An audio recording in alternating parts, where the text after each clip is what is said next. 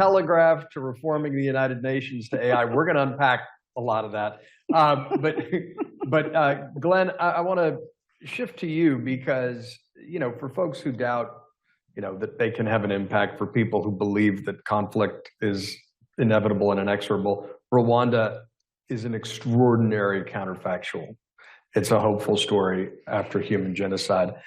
You have been involved in this. Tell us what the work you do and Aegis does in Rwanda. So thank you so much, John and Denise. And so for me, I'm a beneficiary of the wonderful country of Rwanda and the wonderful people of Rwanda. I was privileged to go there, as Stephen mentioned, in 2004. I found myself, I was in business. I was similar to yourself for 20 years and probably attending conferences and the usual things you do in business. And in January 2004, I put in a request to my boss for 2 weeks annual leave in 3 days' time to go to Rwanda.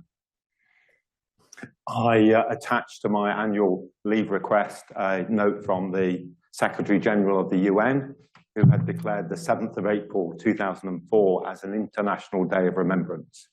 I thought that might just help my holiday request.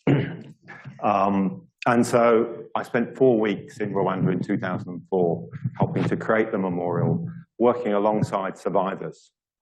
Freddie, my colleague there, was one of those there in the memorial. And John and Denise, I found myself in those 4 weeks learning more about myself and more about humanity than I had done in the prior 30-odd years I've been on the planet. I remember going back to work and people seeing the Glen they thought that was there. And so I just want to pay tribute. I'm a beneficiary of this program, that the word, that we all have a voice of humanity. We all have a message, and that message can have a powerful effect upon others, a positive effect upon others. So Freddie, I just want to thank you and your colleagues and your fellow countrymen and women of Rwanda. The Rwanda today is, for those that have been, it's clean, it's tidy, it's secure. If we have interns, maybe mid-20s, female, they walk the streets at night completely free. They don't feel any need for any security. The other remarkable thing are the instances of reconciliation and forgiveness. I'd be here too long to speak about it, but it's not been easy for them. And many of them would say it's taken years to get to the point of where they are. But those as the inhumanity of the genocide. And I think that's one of the things I just want to touch on. So there's 3 of us here today. John is an expert in politics. Denise is an expert in technology. And I guess I'm representing the understanding of ideology and the danger of ideology, the danger of ideas. And when you combine ideology with technology, with power, politics, that in effect is what politics is, it's all about power. You can end up with a very, very dangerous combination. And I want to get some of the individual techniques that you've found, how the people who get healed become healers. But I think it's anticipating the unthinkable, learning from history and applying it and playing it forward that really, I think, is what motivates me and many of us. How do we anticipate problems by learning from the past and find proactive solutions? AI is happening so fast in real time. You've been writing about it before it was cool and before it was urgent. But really, give us hope, give us a practical sense of how you think AI weapons can be regulated effectively. John, so big million-dollar question here. Well, Glen is describing a process of dehumanization that we had. I had the privilege to talk to Glen last night about the humanization that happens in circumstances of genocide and with the rhetoric that justifies it. The same is happening now, dehumanization turning individuals into data points, persons into data points.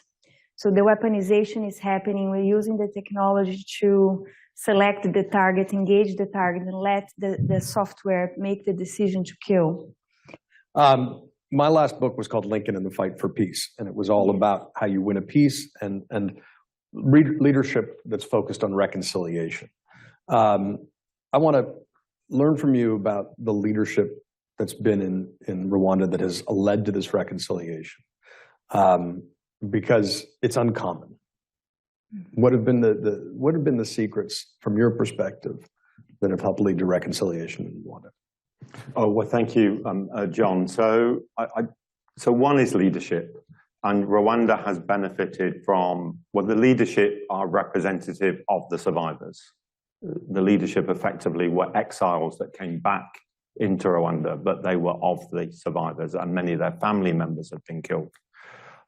So they had a vested interest, a strong interest to rebuild the country, and the survivors were still a minority. Mm-hmm. So they chose the difficult choice of survivors to choose a pathway of peace, not one of revenge or retaliation, which is never an easy path. So I think, one, the leadership.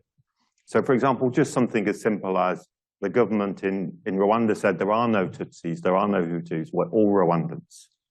Don't be using that language. Don't say, oh, are you a Hutu, are you a Tutsi? You know, in Britain we have Welsh, we have Scottish, etc. And so I think, one, the leadership.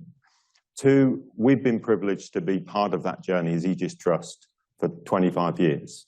And as you know, we created the Kigali Genocide Memorial. The family that created Aegis had previously created the Holocaust Center in the UK. So it started by listening to Holocaust survivors, and then that led us to Rwanda.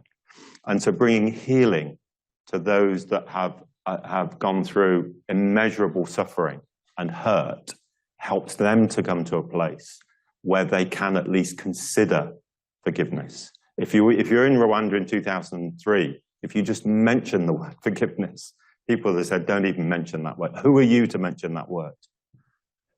Whereas I think now, 20 years on, that healing has really, I guess, brought comfort. And then the final thing I just want to say, John, is the point that I mentioned earlier, is that what I've seen, for me, it's just a privilege to be part of it, is that we all know the term the abused can become the abusers. And what I've seen, the healed become the healers. Tell us more about that. So that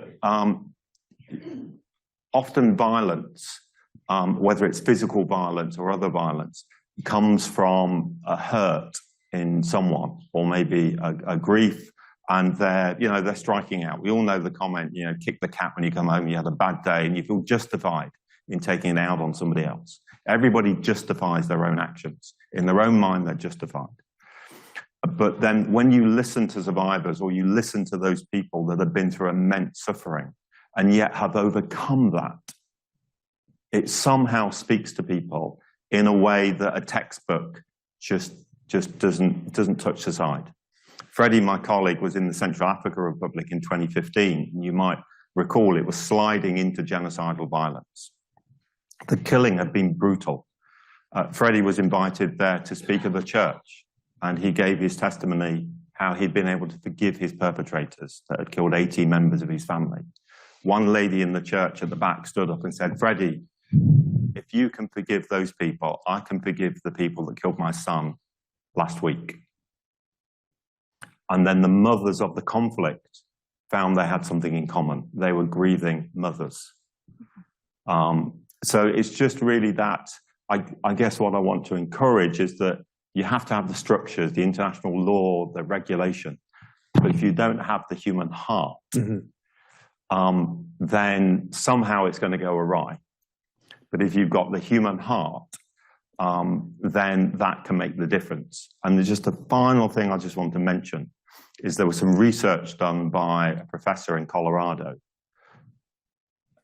What percentage of people, what percentage would you think the herd effect needs to be for peacemaking? We know with COVID, you have to have 80 to 90%, you know, for vaccines, 80 to 90% to get the herd effect, herd immunity. And the research demonstrated that in peacemaking, it's 3.5%. Huh. Why? That if you've got 3.5% of a community actively engaged in peacemaking, that is an unstoppable movement. And that's research. That's extraordinary. What's the name of the professor? Erica Chenoweth.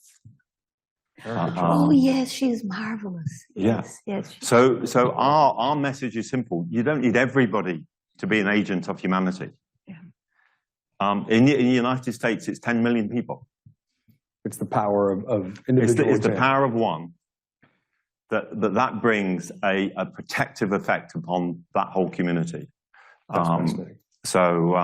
And just to mention, I don't know if I'm allowed to mention that, so next year will be the 30th anniversary of 1994. Yeah. So part of the reason why I'm here today is I was speaking with Steve Hetch in May of this year about the GIS that's going to be in Rwanda next year. And I said to Steve, in Aegis, survivors are always so close to our heart. It helps to inform who we are. It brings reality to our lives. It keeps us walking on the shore and steady. And so we always wanted to do something to honor the 1 million lives that were lost in 1994. So when I heard that Steve had 1 million peacemakers, I said, wouldn't it be great in 2024 to honor those 1 million lives lost by enabling 1 million young people globally to become peacemakers? That's great. That's great. Thank you.